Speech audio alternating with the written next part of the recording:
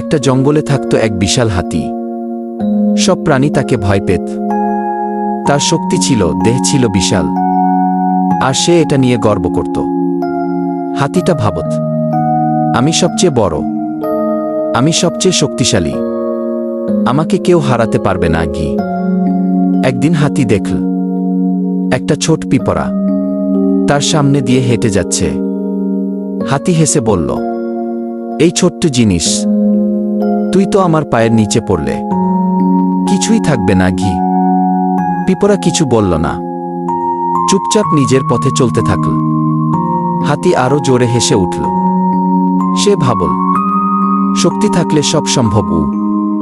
কিন্তু পিঁপড়ার একটা গুণ ছিল, সে হাল ছাড়ত না। পরের দিন হাতি আবার পিঁপড়াকে দেখল। আজও পিঁপড়া একইভাবে নিরবচ্ছিন্নভাবে কাজ করছে। হাতি অবাক হল। সে ভাবল, এত ছোট হয়েও ওর ক্লান্তি আসে না কেন? একদিন হাতির পায়ে হঠাৎ ব্যথা শুরু হলো। সে হাঁটতে পারছিল না। কেউ বুঝতে পারছিল না কি হয়েছে। আসলে কি হয়েছিল জানেন? ছোট সেই পিঁপড়াটা হাতির পায়ের ভেতরে ঢুকে পড়েছিল। যে পিঁপড়াকে হাতি কোনো গুরুত্বই দেয়নি, সেই পিঁপড়াই হাতির শক্তিকে থামিয়ে দিল। হাতি তখন বুঝল, শক্তি সবকিছু না, ধৈর্য আর ধারাবাহিকতাই আসল শক্তি।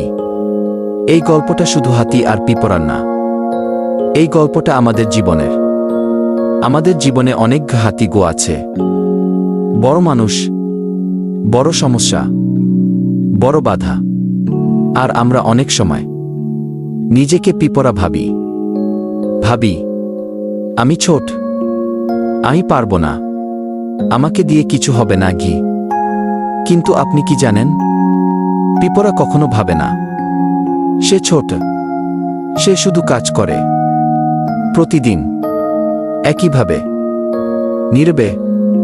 হাতি তার শক্তির উপর ভরসা করে বসে থাকে, আর পিঁপড়া তার চেষ্টার উপর ভরসা করে।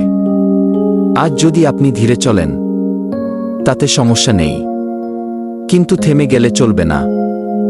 আজ যদি আপনাকে কেউ গুরুত্ব না দেয়, তাতে ভয় পাবেন না, কারণ ইতিহাস সাক্ষী, ধৈর্যশীল পিঁপড়াই অহংকারী হাতিকে হারায়।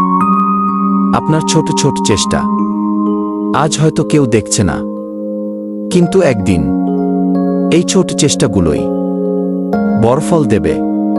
হাতি একদিন হেরে যায়, কারণ সে থেমে যায়। পিঁপড়া একদিন জেতে, কারণ সে কখনো থামে না।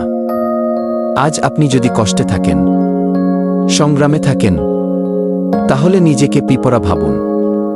চুপচাপ কাজ করুন, নিয়মিত চেষ্টা করুন, নিজের পথে লেগে থাকুন, কারণ একদিন এই পৃথিবীই দেখবে ছোট পিঁপড়াটাই সবচেয়ে বড় জয় ছিনিয়ে নিয়েছে। মনে রাখবেন, আপনি ছোট নন, আপনি শুধু এখনো শেষ পর্যন্ত পৌঁছাননি। চেষ্টা চালিয়ে যান, সময় আপনার পক্ষেই আসবে।